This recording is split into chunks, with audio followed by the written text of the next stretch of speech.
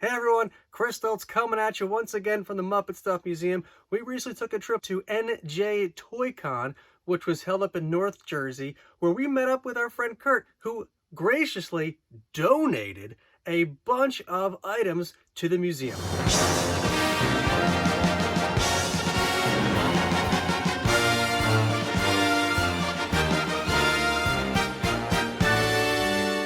But before we get to all that amazing goodness, let's show you a few things we picked up from the show itself. First up, we have this Sesame Street pencil case featuring Elmo and Zoe. The pack includes a pencil, eraser, ruler, and a small notebook. But that's not all the cool Sesame Street stuff we picked up. We also got this great copy of Big Bird's Hide and Speak NES game. NES, for those who don't know, Nintendo Entertainment System, the first NES talking game. This is not just any ordinary NES game, though. According to the package, Big Bird plays with you. This is an original NES cartridge and game in the original box. It is almost in mint condition. It was a great find at a great price, so we couldn't resist. Speaking of Big Bird, we also grabbed this really cool ceramic bank featuring Big Bird and a treasure chest. There's radar, but that's not the only Sesame Street ceramic bank we picked up. The dealer also had an Ernie and a Grover. The Ernie bank features Ernie as the conductor, the number 1 on the train, and a coin slot on the back. The Grover bank features Grover piloting an airplane similar to those used in Follow That Bird. Oh, my little super body is tired from all this flying. All these banks were from the mid-'80s and contain the Muppets, Inc. copyright. After walking through the show, we met up with Kurt, who brought us a whole bunch of Muppet stuff for the museum. Here is a Hasbro Softie Baby Rolf plush, a mint condition Miss Piggy watch, a Miss Piggy travel set featuring a hairbrush, cup, comb, tissues, soap holder, and 1 bar of soap. Here we have an animal plush. While it no longer has its tags, I'm pretty sure, based on the little hanger on the back of his head, that it was a Nanco plush. Nanco plush were typically only available at carnivals and claw machines. Here we have a Muppet Babies Baby Piggy terry cloth tub toy, a Muppet Babies Baby Piggy sponge, as well as a few Muppet Babies Happy Easter party plates. Here is a Muppet Babies Baby Piggy Swimmy. Curious enough though, it is not a life-saving device. Here we have a Muppet Babies Baby Piggy ring rattle, as well as a Muppet Babies Baby Piggy shake and rattle. Here is also a Muppet Babies Baby Kermit ring rattle and a Muppet Babies Baby Kermit shake and rattle. As you can see, both of these unfortunately not in the package. Muppet Babies fans always smell the best. Why? They have their own cologne. This cologne by Ducare Bioessence was distributed by Avon in 1988. Here we have Baby Kermit and Baby Piggy finger puppets, and were also released by Avon as toppers to the cologne. Here we have a Muppet Babies Baby Kermit suction cup rattle by Play School. Here we have a 1984 Muppet Babies 3-piece dresser set featuring Baby Piggy. The set features a comb, mirror, and hairbrush. Achoo! Oh, gesundheit. Would you like a tissue? Here is a Muppet Babies tissue box by Kleenex. The box features the Muppet Babies in various sorts of imaginative play. There are Muppet Babies in space, medieval Muppet Babies, Muppet Babies in the sky, and even pirate Muppet Babies. Another really cool item was this 1986 Muppet Babies trade ad. This ad was put in Emmy magazine to get Emmy voters to vote for Muppet Babies as Best Animated Series, which I believe it won almost every year it was nominated. Here we have the Muppet Press Random House book, The Case of the Missing Hat. These were some of my favorite books growing up. There was a whole line of Random Press Muppet books. They are just really cool. The illustrations are amazing. Some of them came with records. They are hard to find today, but if you get a hold of them, check them out. Other books in the series include Bo Saves the Show, Fozzie's Big Book of Side-Splitting Jokes, Muppets at Sea, The Muppets Go Camping, Muppet Madness, Muppet Manners, and The Whale Tale. Here we have another Hasbro Softies Muppet Babies plush. This one, of course, is Baby Kermit. He has a little bit of wear, but overall, pretty good condition, and we are happy to have him now in the museum. Now, here's something you don't see every day. The Muppet Babies 1985 album, Rocket to the Stars, on cassette. This album went platinum, I believe. This is a major hit album, and it's very rare to see on cassette. The vinyl is hard to find as well, but really hard to find on cassette. We have a Muppet Babies Baby Fozzie sticker. At one point, I think it was Colleen's. Here is a Muppet Babies Baby Piggy toy car.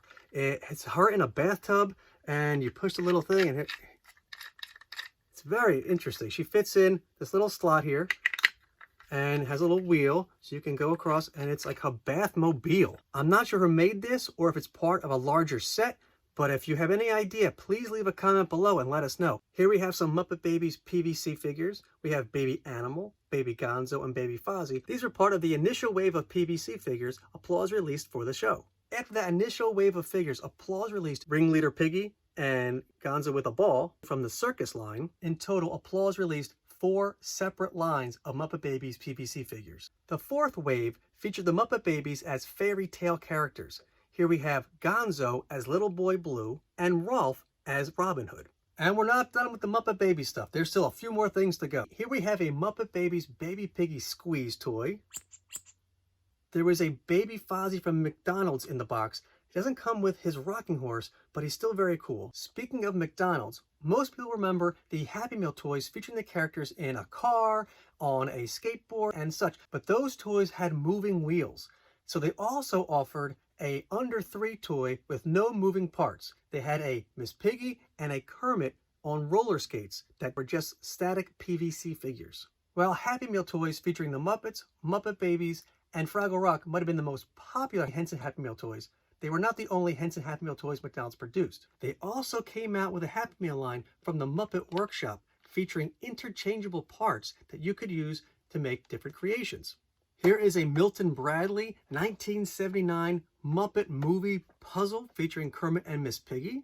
That puzzle was from a long time ago, and here is one from a galaxy far away. Here is the Star Wars Muppet crossover put out by Disney Parks in 2009. This is a 2-sided puzzle. One side features the original Star Wars poster, while the other features a Muppetized version.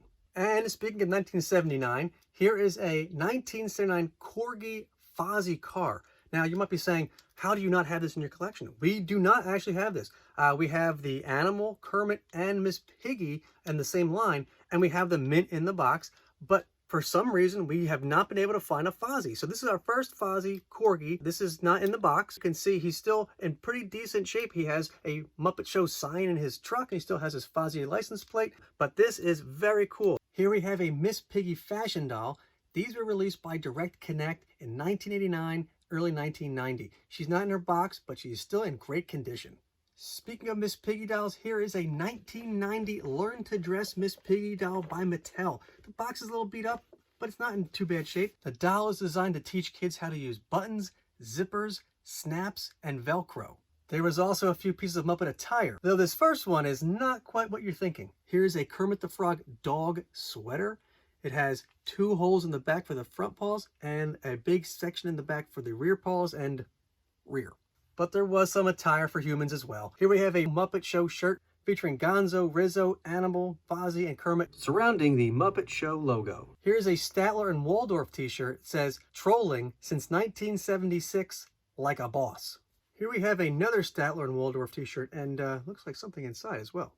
This appears to be a newer t-shirt featuring an illustration of the curmudgeonly pair, as it says Statler and Waldorf 2020. Oh wait! There was something inside the shirt. This is a bootleg, paint-it-yourself porcelain Miss Piggy statue. It's, something. That was only one container inside the larger bin. Here we have a Kermit Popcorn Tin filled with more Muppet stuff. Inside is a Muppet Treasure Island Fozzie as Squire Trelawney shampoo bottle, a 1988 Miss Piggy shampoo bottle, as well as the 1988 Kermit version, still brand new, factory sealed in its shrink wrap. Of course, McDonald's was not the only chain to carry Muppet premiums. Blockbuster released a line of Muppet Plush in 1998, and here is a mint condition Gonzo from that line. Here's another t-shirt. This one features Kermit waving through a circle. Wrapped inside that last shirt was this cupcake animal from Hallmark, as well as these Kermit, Fozzie, and Miss Piggy plush Muppet Itty Bitties from Hallmark. And speaking of Hallmark, this is a 1977 Kermit photo keychain. The directions on the back explain how you can take the image of Kermit out and replace it with a photo of your choice. Though why anyone would want to replace Kermit is beyond me. Here we have a giant Kermit Snuggie, and there appears to be something wrapped inside this as well. Okay, here is the Kermit Snuggie. You put your arms in and wave, yay, as you get into it.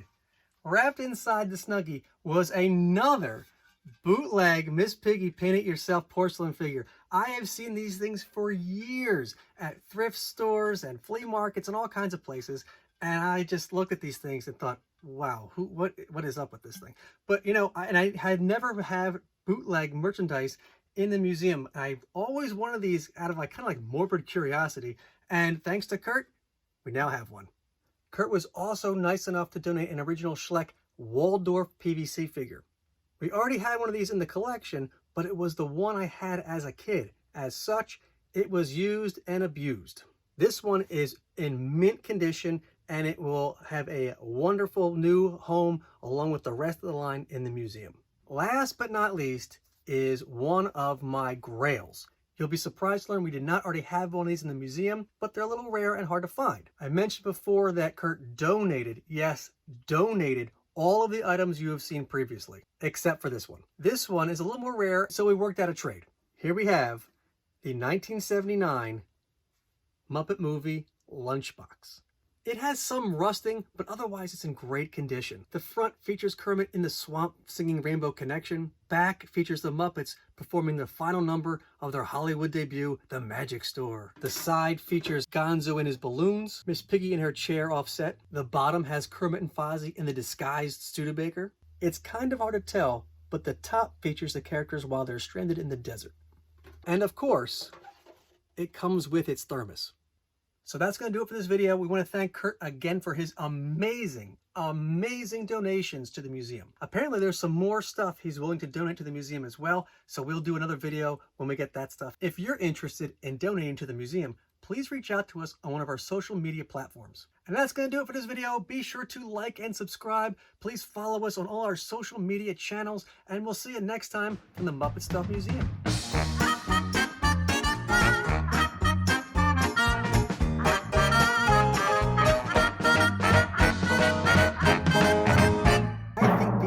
The ugliest things ever.